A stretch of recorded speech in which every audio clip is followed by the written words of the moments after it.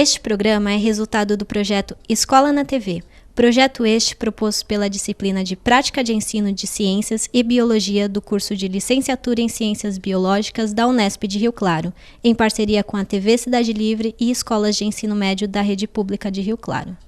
O material, desenvolvido pelos estagiários do curso de graduação da Unesp juntamente com os alunos das escolas de ensino médio, foi elaborado a partir de atividades de ensino e de aprendizagem de biologia.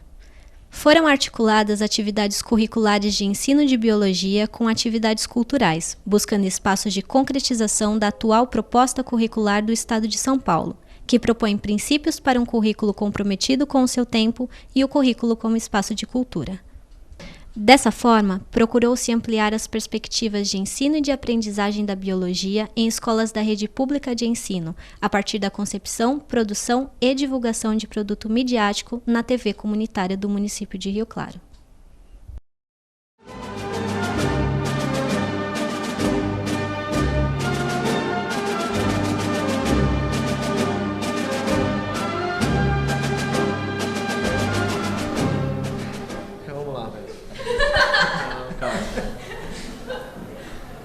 Bom, no Enem, no geral, 2.000 alunos foram prejudicados. Isso corresponde a 0,05% do total de alunos que participaram, ou seja, mais de 3 milhões de alunos. Vocês acham que a reaplicação da prova ou o cancelamento do Enem é algo justo para a igualdade entre esses alunos? Vocês acham que reaplicar uma outra prova tiraria a igualdade? Reaplicar a prova para todo mundo, reaplicar a prova para esses Eu acho que 2.000 tem ambos os lados. Como que seria? Porque assim, a minha prova foi uma das provas que foram prejudicadas. Ela veio com 92 questões, a primeira prova. Só que acontece que o quê? Por exemplo, é o que a gente pensa. Se trouxerem uma nova prova, que nem a questão era antes, provas amarelas. Uma nova prova, para quem fez a prova amarela, por exemplo, a prova pode chegar a ser um pouco mais difícil e prejudicar quem já tinha feito antes, ou a prova pode ser mais fácil e acabar prejudicando aqueles que não pegaram a prova amarela e facilitar para aqueles que pegaram a prova amarela. Certo que é difícil porque você vai passar todo o tempo sentado na cadeira de novo, mas a questão é que você tem que pensar o prejuízo ou não com aqueles que já fizeram a prova e não vão mais poder fazer. É o meu ponto de vista. Mas, tipo assim, em relação ao nível de prova, eu vi um dos organizadores, não lembro se era do MEC ou do INE, falou que se for acontecer uma nova prova, o pessoal que fez as provas amarelas vai ser do mesmo nível. Vai ser do mesmo nível das... Mas daí seria a questão, por exemplo, será que é certo uma pessoa igual a outra, que passou, por exemplo, ali sentado 5 horas, no outro dia passou mais 6 horas sentado, fazer de novo essa prova? Por exemplo, eu peguei as 2 provas amarelas, então eu tenho que ficar o final de semana inteiro de novo sentado fazendo a prova, quando meu colega fez a prova uma vez só, mesmo que o nível seja o mesmo. Vai, porque você foi sortudo e pegou a prova errada. Pois é. Eu sou a favor de refazer a prova daqueles que pegaram a prova errada. Agora, para todo mundo, se for ver, comparar o número de alunos que foi aplicado à prova e o número de alunos que foi prejudicado, eu acho que não compensa. Né? O interessante é reaplicar naqueles que se sentiram prejudicados. Exatamente. E não aqueles que pegaram a prova amarela, aqueles que se sentiram prejudicados. Quem também acha que se sentiu prejudicado, aí sim, vai lá, mexe lá com a inscrição para refazer essa prova. Exatamente. Eu sou dessa opinião. Porque você cancelar uma prova que foi aplicada a um número grande de pessoas, né, para reaplicar depois, primeiro que você vai ter 3 milhões de pessoas. Então. Você vai ter custo para isso. Você vai ter um gasto muito grande para realizar essa prova, você vai ter que deslocar de novo um monte de gente. Fora o esforço psicológico, né? Sem contar que o aluno muito difícil. É que o Enem é muita leitura. Então é muita concentração, é um desgaste emocional meio que grande você ficar sentado ali, tipo, e concentrar, sabendo que aquilo lá vai valer, tipo, no seu futuro. Então é uma coisa, um esforço emocional que não compensaria, acho que. Eu acho uma prova de nível baixo, uma prova fácil, as questões são fáceis, só que é uma prova maçante, devido ao tamanho dos textos, né, e ao tempo que você fica lá sentado fazendo aquela prova de nível baixo, mas com muitas questões. Só que assim, eu penso que assim, antes as provas do Enem anteriores, por exemplo, até a mesma do ano passado, tinha uma credibilidade maior. Por quê? Porque eu cheguei ali as questões e tinham questões que você virava e falava, isso daqui não é idiota. É fácil, mas não é idiota. E é interessante, dava para o aluno ler e fazer. Dizem que não é um método de seleção eficiente. Em outros países ele é executado de outra maneira, é uma avaliação do histórico escolar do aluno, em mais algumas provas que as faculdades exigem, mas o método de seleção é diferente. O que vocês acham se esse método de avaliação de outros países se aplicaria no Brasil? Ou o vestibular é algo injusto e deveria ser cancelado? Ou é algo justo? Vocês acham que seleciona corretamente os alunos? Vestibular, pelo fato da prova no vestibular ser feita em um dia e acontecer anualmente ou semestralmente, enfim, e às vezes a pessoa vai lá realizar a prova, não está bem naquele dia, ou está com uma gripe, ou passa algum mal, ou teve algum imprevisto, acaba não conseguindo fazer a prova muito bem e acaba prejudicando. Realmente, você tem escolas que conseguem se destacar, escolas públicas, nós temos exemplos.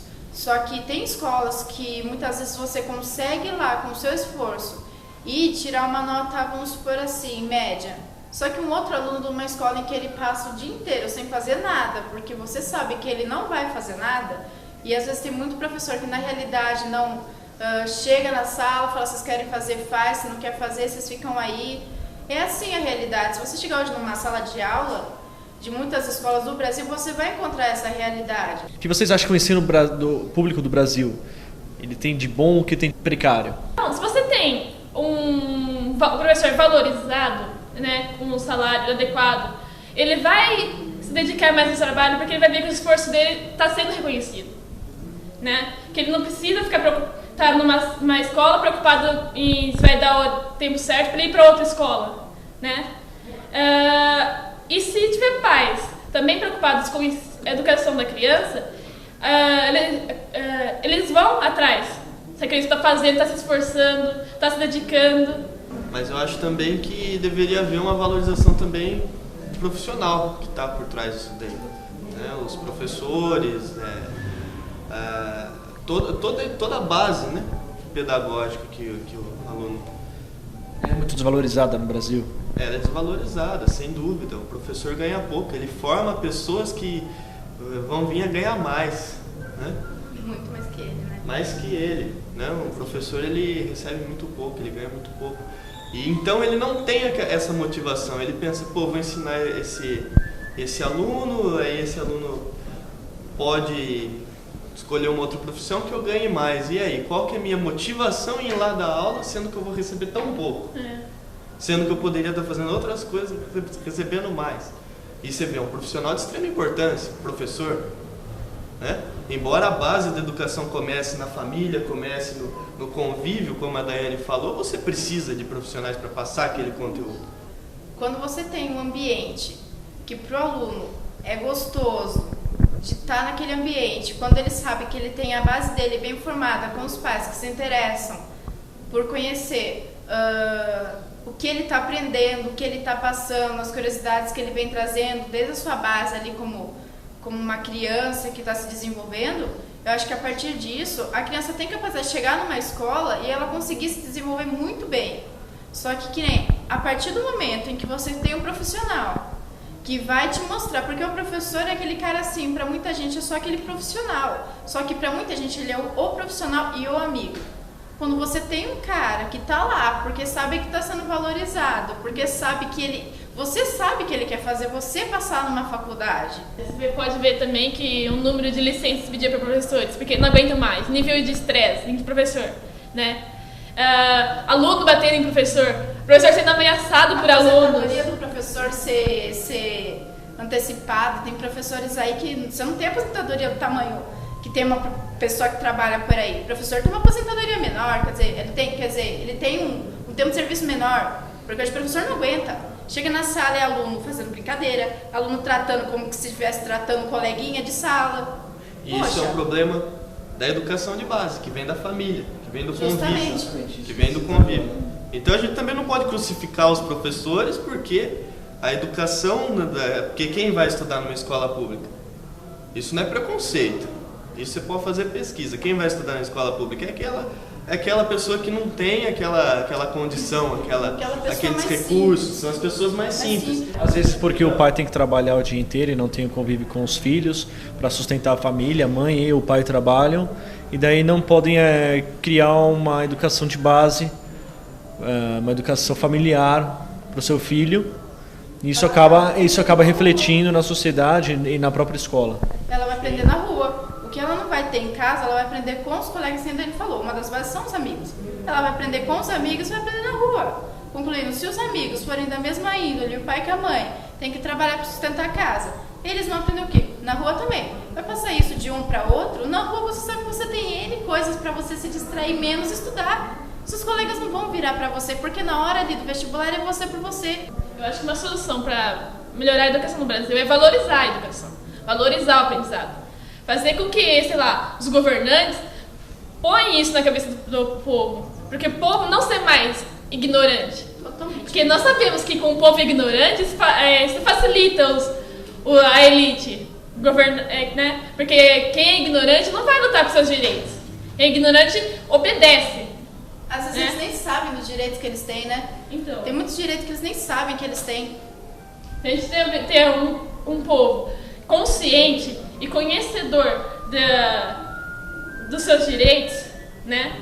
Nós teremos pessoas idealizadoras, pioneiros. Vocês citaram a educação de base, né? E como foi a educação de base de vocês?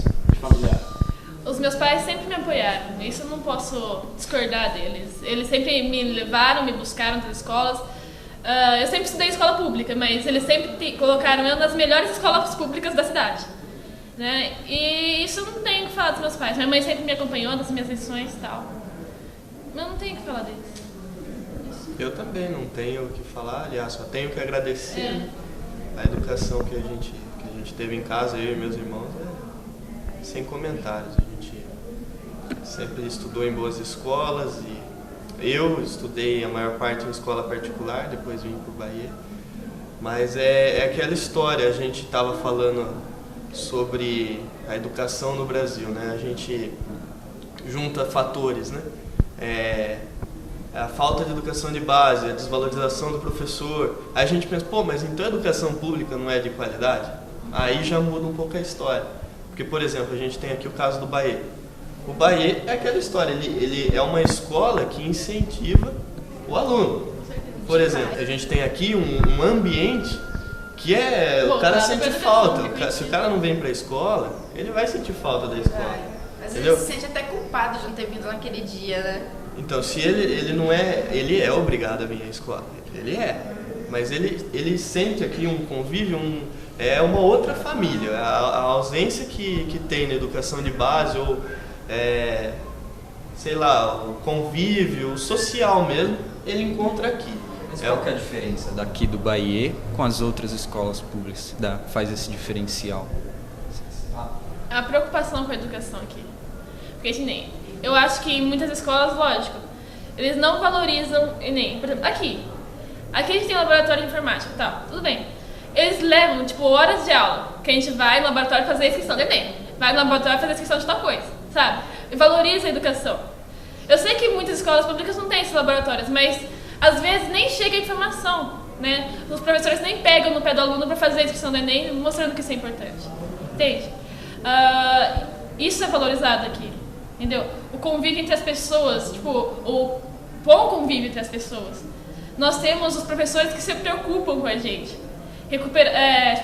Nota de prova, corrigir a prova, recuperação. Nossa, que pessoal que faz mais esforço para você ir bem, né? Para você recuperar, se você está indo mal. Acima de professores, são amigos nossos. Aqui nós temos mestres e amigos. Porque não é aquele cara que vira e deixa a amena lá para você, tem vestibular no final do terceiro ano. No primeiro ano, você já entra. Eu vim numa escola pública, eu fiz escola pública de primeira até a 8ª série. Você entrou aqui, os professores eles chegam e já falam com os seus pais. Olha, aqui é assim, assim, assim, seus filhos vão ter que estudar no mínimo tantas horas por dia. Eles colocam essa realidade dos pais. Meus pais não estavam preparados. A minha mãe foi uma pessoa que sempre me apoiou. Mas meu pai, ele era, vamos dizer assim, aquela pessoa mais ignorante, que não achava que podia ter uma escola pública com a qualidade que o Bahia tinha. Hoje só, a partir do segundo ano é que ele foi começar a ver isso. A obrigação que a filha dele começava a ter e o comprometimento com a escola, e que a gente diz, não forçadamente. Eu venho para a escola porque eu gosto, vou sentir demais saudade daqui, porque o ensino é ótimo. Os professores, nossa, você consegue ter uma amizade com eles, você chora com eles, você brinca com eles, com a diretora. A diretora é incomparável. A minha antiga diretora, você não tinha conversa. Eu sou diretora e acabou. Aqui, a gente brinca com ela, a gente fala com ela, a gente conta as coisas da vida da gente pra ela. Ela se envolve com a gente. É uma escola em que eles se envolvem com você em tudo. Não tem uma coisa que você vira e fala e não tenha. Eles colocam a realidade para o vestibular. Você teria que estudar, você tem que se esforçar e não sei o que, não sei o que, não sei o que. Eles colocam para você. A opção de você estudar ou não e ser melhor do que quando você entrou é sua. Só que eles em momento nenhum deixam você de lado. O momento todo eles vigiam você. Isso que é legal. Eles são mestres e com certeza mestres e são amigos, porque eu tenho certeza que eu vou sair daqui e vou continuar falando com eles, indo na casa deles do mesmo jeito que eu fazia antes. Vocês obtiveram a maior média entre as ETECs no Saresp. No Enem, vocês ficaram na posição 368 no total de 7.670 colégios públicos. E com a avaliação de um especialista do UFMG, mostra que o Bahia, levando-se em conta essa nova avaliação, torna-se o primeiro colocado na lista de todas as escolas. Ele avaliou juntamente condições sociais dos alunos e vocês ficaram em primeiro do Brasil. Então, o Bahia ele prepara vocês para um futuro. O Bahia é uma escola que vocês consideram de alto nível e você acha que vocês aqui tiveram todo o apoio necessário para se tornarem cidadãos e preparados para as dificuldades da sociedade, preparados para a vida mesmo, no geral? Desde o momento que você entra aqui, desde o primeiro dia em que você entrou aqui já é diferente. Já começa ali com a coisa do trote, que você acaba se envolvendo com os alunos, mas é um trote, como que solidário, totalmente solidário.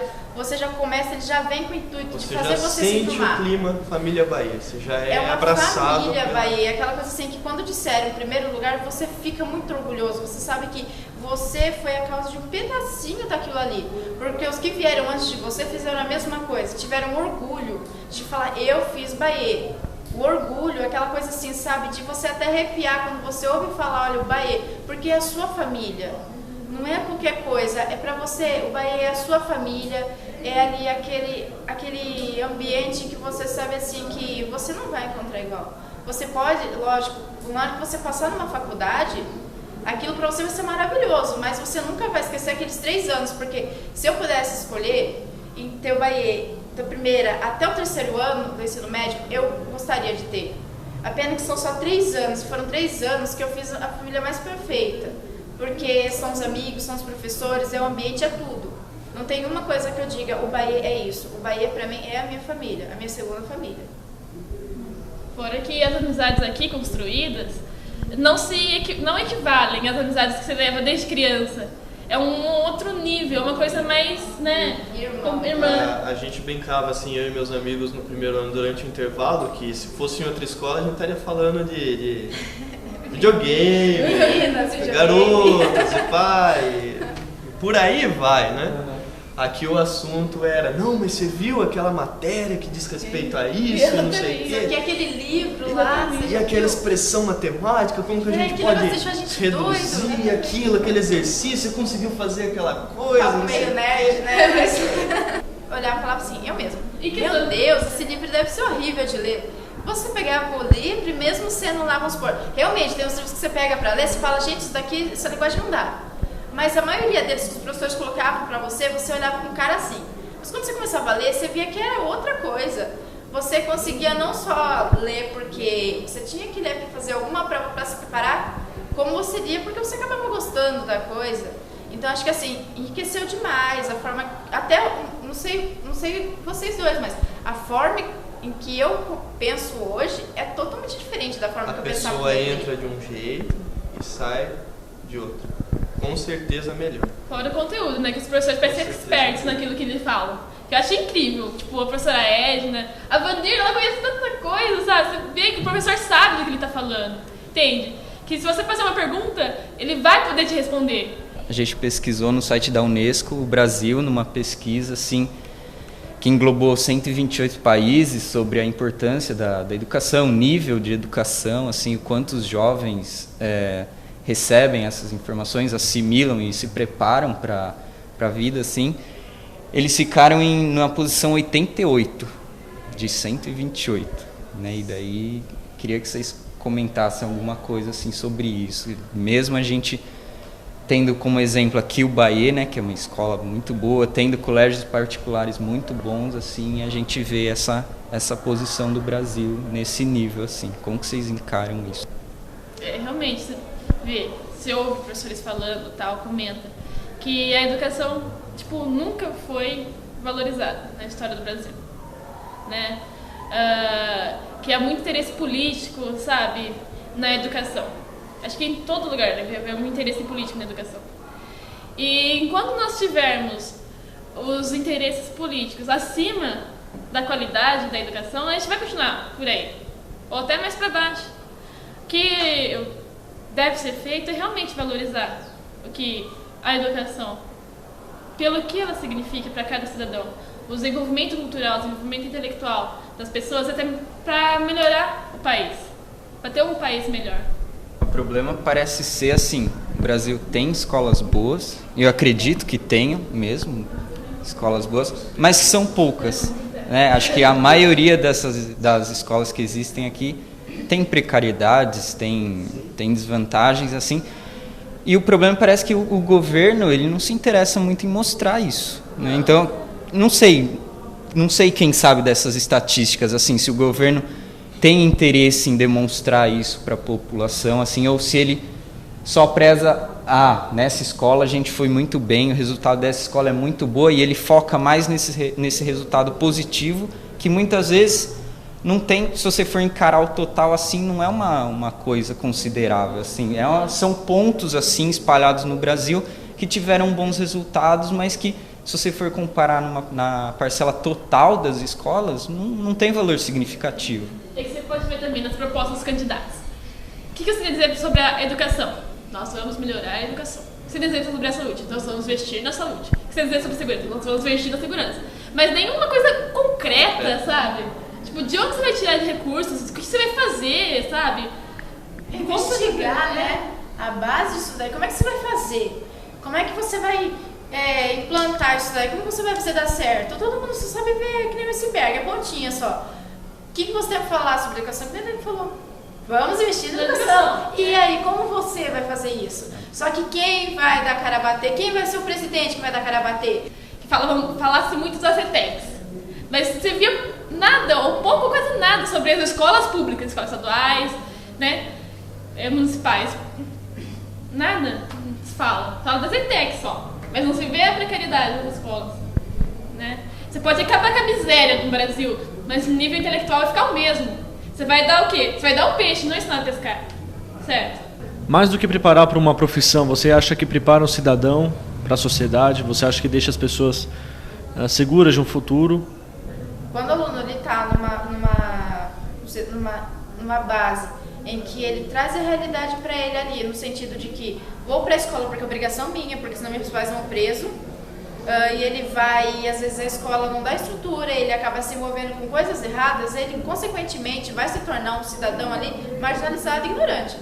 Agora, quando a escola, 1 em 200, traz para ele a realidade, o conhecimento, isso é o conhecimento, aí sim que ele consegue se formar e sair com uma opinião, sair como assim, sabe, eu sei de mim. Crítico, né? Consenso crítico a respeito daquilo, saber os direitos dele, os deveres, não só direitos, mas os deveres que ele tem com a sociedade. Principalmente o que é melhor para ele e para a sociedade. Aí sim. Agora, no meu ponto de vista, é aquela coisa assim, a maioria, na minha opinião, não tem a capacidade de fazer um aluno sair de lá pensante, de tal forma que ele consiga ser crítico por si. Quando você tem eleição, o povo mais pobre, mais sem informação, vai votar naquele que ganhou, aquele candidato que deu mais benefícios. Por isso você vê, se o povo não tem informação, vai ser mais provável que isso aconteça com a maioria. Ou seja, Você pode ser o queridinho por essa maioria que não sabe o que está fazendo. Entendeu? Nós só vamos mudar o Brasil quando nós tivermos a valorização da educação para formar idealizadores, né? E acho que é só assim um remédio para quebrar esse ciclo, né? Que nós não tem fim. Conscientização da educação, conscientização da população através da educação. Mas como é que vai ter educação sem conscientização da população? Acho que só desse jeito pode quebrar o ciclo. Eu acho que a maioria das escolas não prepara, porque são poucos os casos, né, que a gente percebe qualidade, como por exemplo o caso do Bahia, outras ETECs. Por que as ETECs? Porque ela, além de ensinar a concepção, o conteúdo, né, todo o ensino médio tradicional, ele ensina para a pessoa também a questão da profissão, né? Ele está em contato com o mercado de trabalho também, o mundo dele abre, não é só aquele mundinho aqui, aquela coisa, o mundo dele abre. E quando a pessoa consegue, né, abrir esse leque de a pessoa ter uma outra percepção.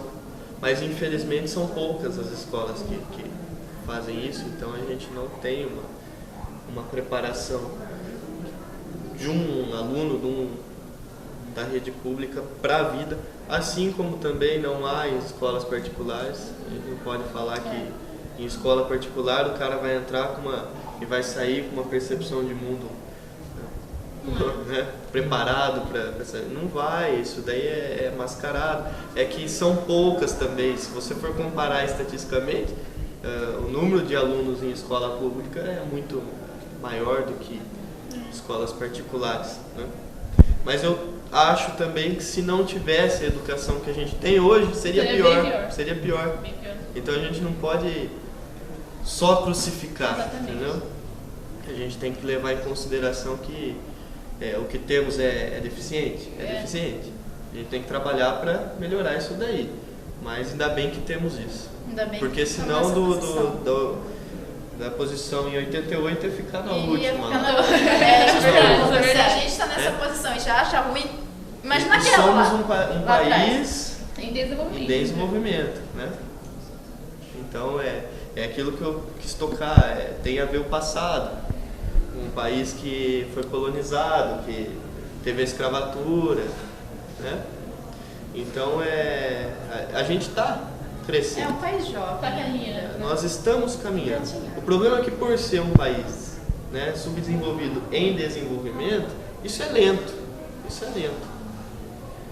Mas melhorias são visíveis, a gente de fato vai melhorar aos poucos. Só que vai demorar. Porque depende da conscientização da população, que depende da educação.